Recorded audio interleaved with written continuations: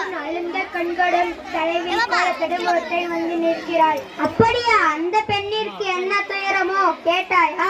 கேட்டேன் மன்னவா. அதை பற்றி உங்களிடம்தான் கூற வேண்டும் என்று சொல்கிறார். அவள் உங்களிடம் நீதி கேட்டு வந்திருக்கிறார்கள் கூறுகிறாள். நீதி கேட்டு வந்திருக்கிறாளா? சரி, அந்த பெண்ணை உள்ளே அனுப்பு. அரசர்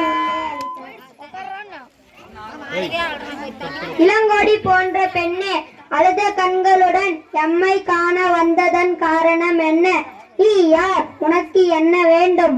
ஆராயாமல் நீதி வழங்கிய மன்னனே, என்னையா யார் என்று கேட்கிறாய்? சொல்கிறேன் கேள். உலகம் வியக்கும் மன்னன் ஒரு புறாவுக்காக தன் உடலையே தந்த சிபிமன்னனை பற்றி நீ அறிவாயா?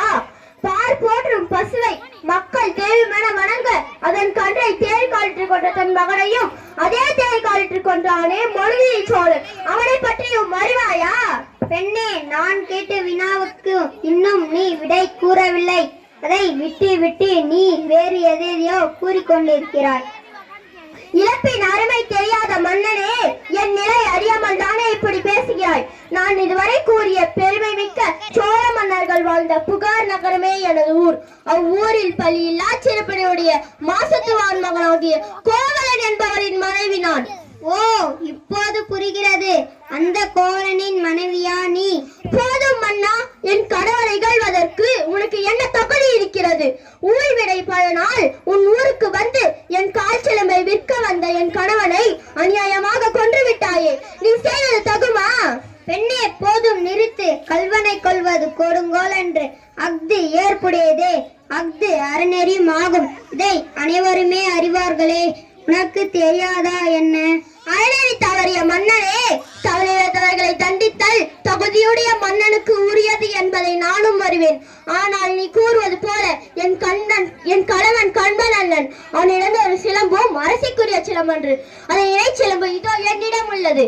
என் கால் சிலம்பின் பரல் மாணிக்க கற்களால் ஆனது. பெண்ணே, நீ சொல்வது உண்மைதானா? உண்மையின் அரசிக்குரிய சிலம்பு பரல் முத்துக்களால் ஆனது. ஆண்டோர் நேர்ந்த இந்த அவைதனிலே அனைவருக்கும் உண்மையை உணர்த்துகிறேன். பார்த்தாயா பெண்ணே, பரல் முத்துக்கள். சரி, மற்றொரு சிலம்பை உடை.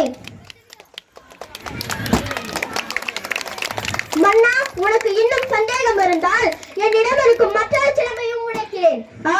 தவறித்து விட்டேனே. பிறல் சொல் கேட்டு பெரும்பிழை செய்தேனே. தானார்சன் யானே கல்வன். இதுவரை என் குலத்தில் எவரும் செய்யாத பழிச்சொலுக்கு ஆளாகி விட்டேனே. இனிமேலும் யான் உயிரோடு இருந்தல் தகுமா? நீ எனக்கு வெண்கொற்ற குடை எதற்கு? செங்கோல் தான் எதற்கு? என் வாழ்நாள் இன்றோடு முடிவதாக. அரசே, அரசே, எழுதுங்கள். இந்த வெண்கொற்ற குடையை உங்கள் உயிர் கொடுத்து நிமித்து விடுங்கள். என் உயிரும் தங்காது. அழியட்டும், ஒழியட்டும், இந்த மதுரை நகரமே தீ பிடித்து எழட்டும்.